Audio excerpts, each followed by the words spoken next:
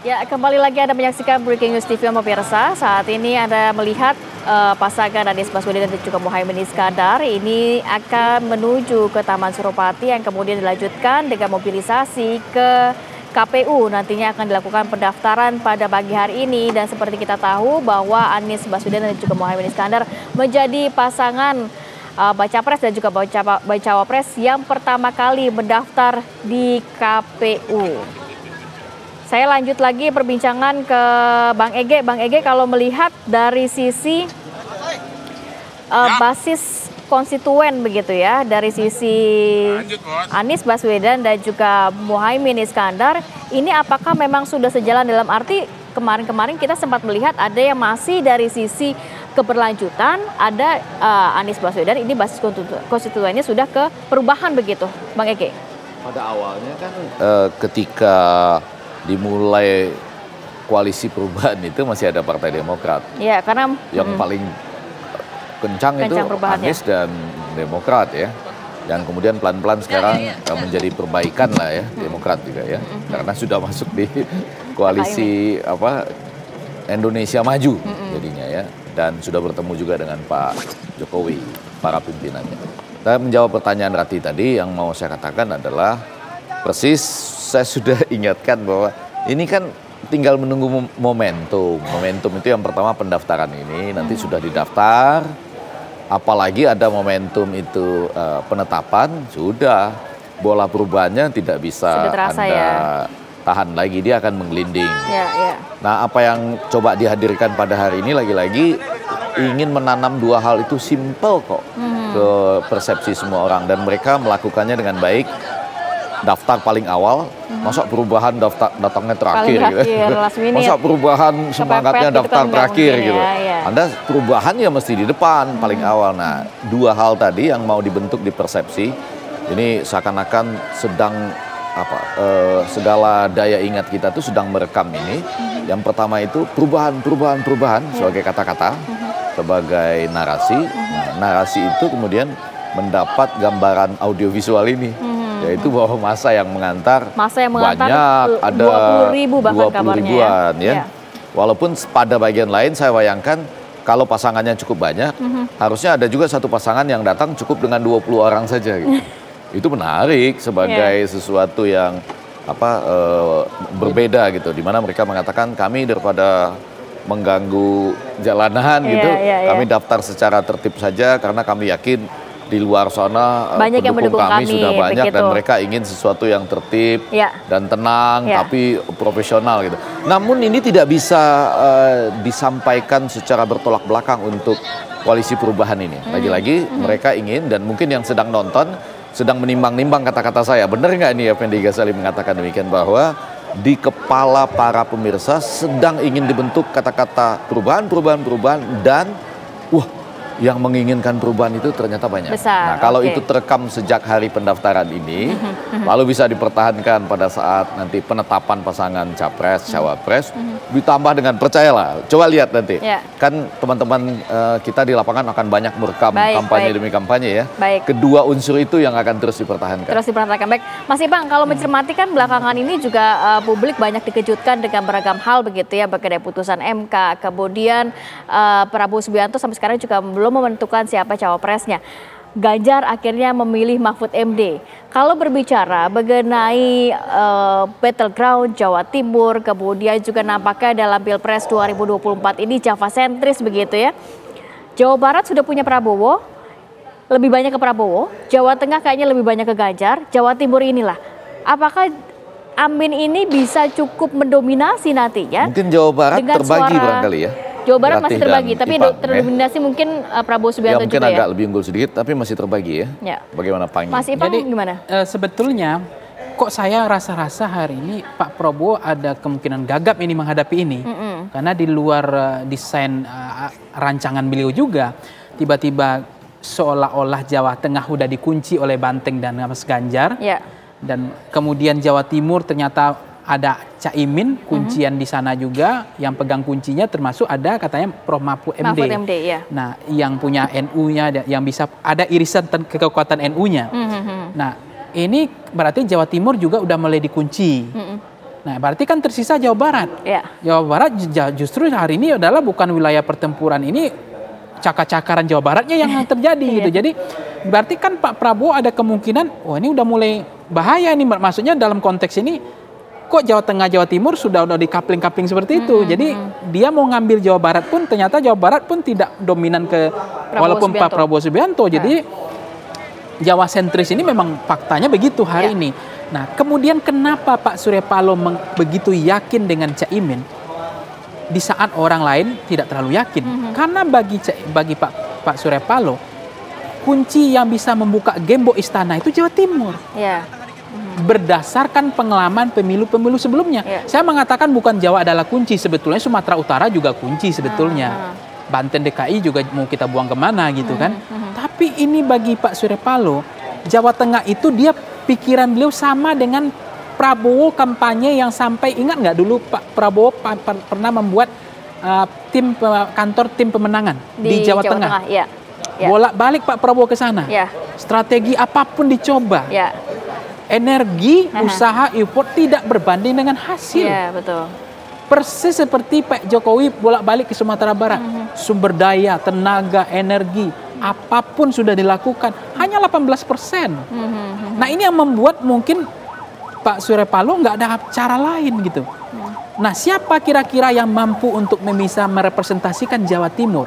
Yang itu hanya bisa dibuka oleh, ada nama kata kunci pesantren, NU-nya, ada PKB, ada irisan NU-nya. Elemen NU-nya. Nah, kenapa kemudian elektabilitas, kenapa tidak AHY? Kenapa tidak yang lain, tidak Erick Thohir, tidak Ridwan Kamil atau nama-nama lain? Secara elektabilitas padahal ya AHY tidak jelek-jelek banget, bahkan lebih bagus daripada Caimin, lebih merata kan. Tapi Kofifa ditawarin nggak mau, Yeni juga nggak mau. Kan ini adalah cawapres terbatas. Dan gayung bersambut, Caimin pun ingin masuk dalam kertas suara. Nah, itu yang saya katakan, gayung bersambut tadi, ini juga jodohnya di situ, tidak ada pilihan. Dan Surya Paloh menangkap daya endus beliau, kemampuan beliau untuk membaca Jawa Timur. Seolah-olah Jawa Timur bisa diselesaikan oleh PKB dan NU. Dan kalaupun Mahfud MD masuk, kalaupun terjadi split, dianggap merasa Pak Surya Paloh masih meyakini, masih signifikan dominan ke Caimin. Oke, kita tahan dulu Mas Ipang, kita pantau juga ini nampaknya juga sudah banyak simpatisan atau relawan pendukung yang ada di Taman Suropati, Jakarta, dan kita juga ada informasi mengenai kondisi terkini langsung dengan Adi Mulia. Adi, nampaknya sudah banyak sekali yang menantikan kedatangan Amin ini. Bagaimana kondisi di sana, Adi? Ya betul, Kamarati dan juga pemirsa, memang sesuai yang direncanakan dengan agenda hari ini, memang diawali dengan sungkeman, kemudian keliling kantor-kantor partai yang mana di dalamnya ada PKS, kemudian PKB dan juga Nasdem. Nah, rencananya memang pasangan calon presiden dan bacawa pres Anies Rashid Baswedan dan Gus Muhaimin Iskandar akan melakukan sejumlah rangkaian perjalanan di Taman Suropati ini. Nah, kami telah mengonfirmasi dengan relawan-relawan yang ada di sini. Memang ini sejak tadi pagi berkumpul di sini untuk menyuarakan orasi-orasi yang kemudian digaungkan. Di antaranya memang tuntutan-tuntutan mengenai menginginkannya perubahan-perubahan yang dilakukan oleh Anies Baswedan dan juga Gus Muhaimin Iskandar jika terpilih nantinya sebagai presiden dan wakil presiden di Republik Indonesia. Kamarati dan juga pemirsa, memang diketahui jika kumpulan relawan-relawan dari yang berada di Taman Suropati ini, maksud kami, bukan hanya terdapat dari satu golongan partai, yang mana di dalamnya terdapat relawan dari PKS, PKB, Nasdem, dan tak hanya itu, terdapat juga komunitas-komunitas atau golongan-golongan lain di luar partai, seperti komunitas ojek online, kemudian etnis Tionghoa, berkumpul di sini masa pendukung Gus Muhaimin Iskandar dan juga Anies Rashid Baswedan.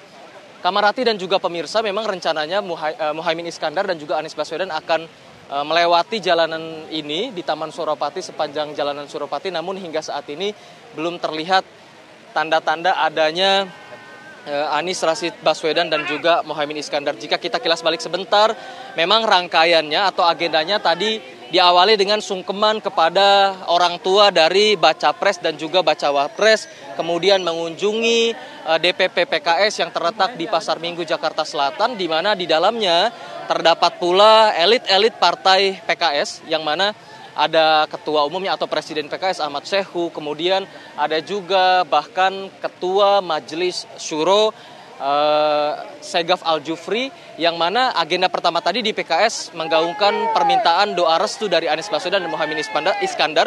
Nah, selanjutnya setelah dari PKS kemudian mengunjungi PKB, hal yang sama kemudian dilakukan. Setelahnya kemudian ke Partai Nasdem. Nah, akhirnya memang akan berujung di jalanan Taman Suropati ini sebelum nantinya pasangan Anies Baswedan dan juga Muhaimin Iskandar akan mendaftarkan diri ke KPU sebagai calon presiden dan juga calon wakil presiden Indonesia 2024. Untuk sementara demikian, Kamarati kembali ke studio. Oke, udah cocok. Adi, terima kasih atas informasinya. Nanti kita juga akan pantau langsung dari Taman Suropati seperti apa. Mas Ipang, dikit dong Mas, tadi kan kalau kata Bang Ege kan nampaknya ini tadi terdengar juga di situ perubahan begitu ya. Nampaknya juga antusias dari para relawan dan juga simpatisan cukup besar di sana. Tapi kalau melihat sendiri, ini kan kalau kita saat ini petakan 3 baca pres yang sudah ada, walaupun 1 belum ada pasangannya begitu ya. Tadi dikatakan suara Jawa Timur, suara NU, mungkin yang memang lahir dari rahim NU seperti PKB, atau memang elemen yang atau beririsan dengan NU begitu seperti Mahfud MD.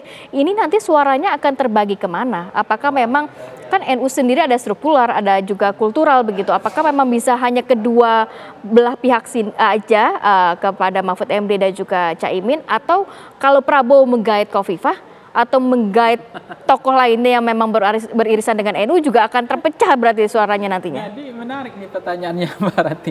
Kalau semua cawapres kita punya irisan kekuatan NU-nya, ada cukup Khofifah. Tapi kan Erick Thohir kan juga ada irisan dengan NU-nya juga kan? Ada bansernya, tapi itu kan dianggap KW1 kan. Masih naturalisasi kan. Khofifah kan lebih muslimatnya kelihatan. Betul. Maksudnya kan juga orang bertanya kemarin, Ibu Mega kenapa nggak milik Bu Khofifah? Kenapa Mahfud MD? Bu Khofifah apa kurangnya NU-nya juga, muslimat juga, perempuan juga. Gubernur loh, Jawa Timur loh. Nah, kenapa Prof Mahfud? Kan begitu. Nah, cawapres yang tertunda kalau Prof Mahfud mungkin katanya. Karena Bu Mega kasihan aja menunggu melanjutkan janji yang tertunda tadi. Selain memang Bu Mega memahami Prof Mahfud lebih bersih ya, integritasnya teruji. Mungkin nilainya di situ yang diambil. Nah, kenapa nggak Bu? Nah, kembali ke pertanyaannya tadi Mbak Rati, kalau ingin lengkap ini paket kita hari ini, semua cawapres kita harus ada irisan kekuatan NU-nya. Itu. Nah, jawaban yang kedua, apakah nanti siapa yang paling mampu untuk punya magnet untuk menarik pemilih NU? Itu yang pertanyaan kedua. Yang ketiga adalah kira-kira ini akan split atau tidak pemilih NU-nya, baik struktural maupun kulturalnya. Kalau misalnya pemilih NU-nya itu rasional, dia punya preferensi mandiri, dia tidak ikut tegak lurus dengan apa yang diputuskan oleh struktural, warga NU tidak ikut-ikutan. Maksudnya mereka ingin, maka kemungkinan split.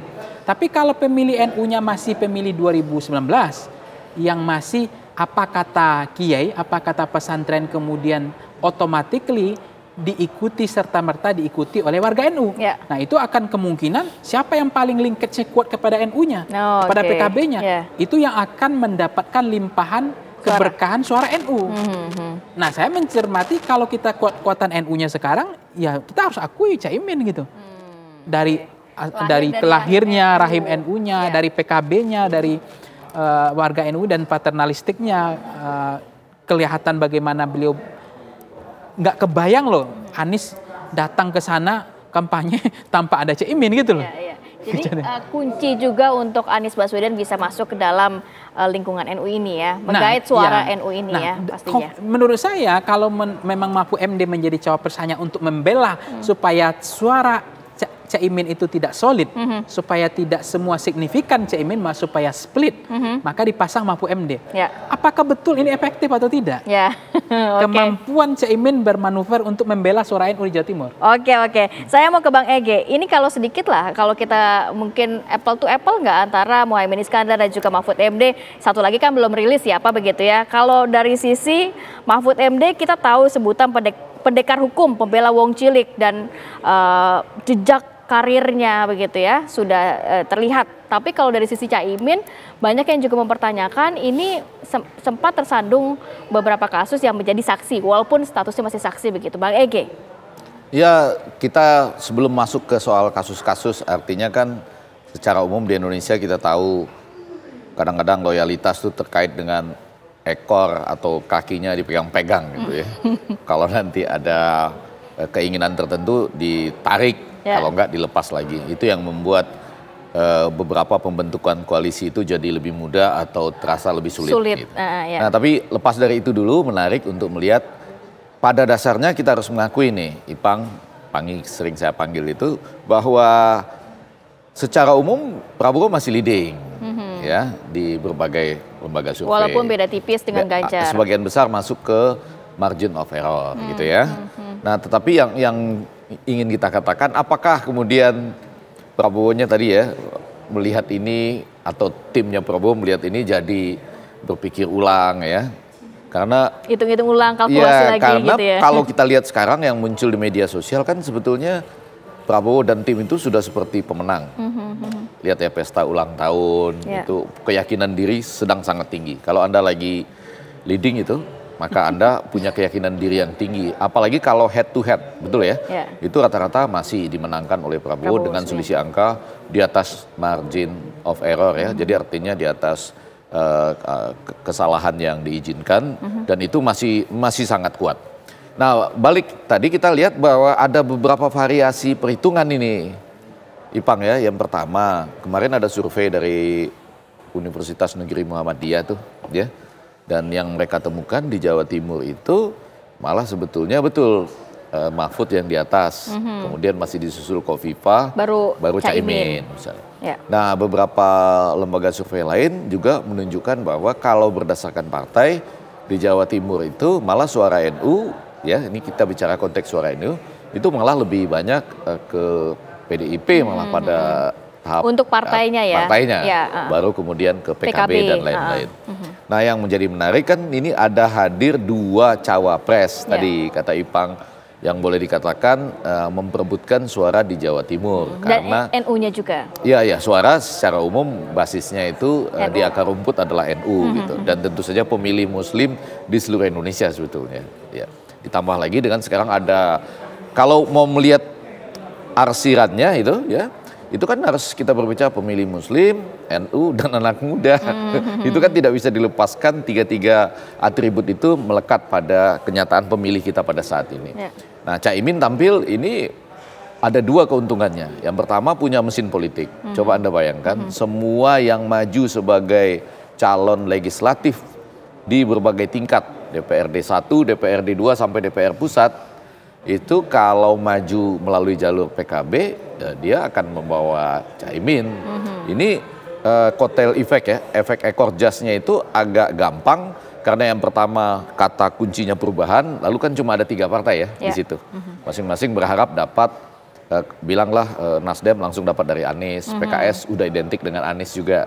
Tinggal PKB kan yang identik dengan Caimin. Jadi lebih mudah bagi mereka dengan mekanisme mesin politik.